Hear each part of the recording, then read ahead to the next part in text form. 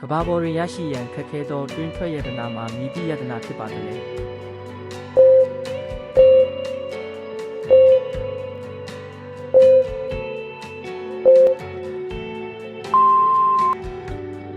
အဖြေမှန်ကတော့စိတ်ပဲဖြစ်ပါတယ်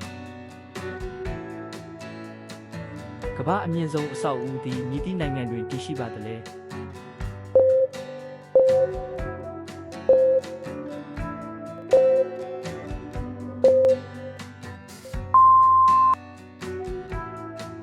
အဖြေမှန်ကတော့ဒူဘိုင်းနိုင်ငံပဲဖြစ်ပါတယ်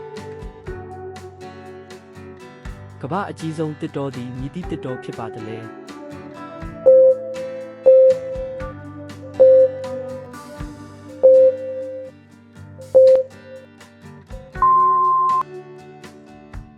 အဖြေမှန်ကတော့အမေဇုန်တော့ဖြစ်ပါတယ်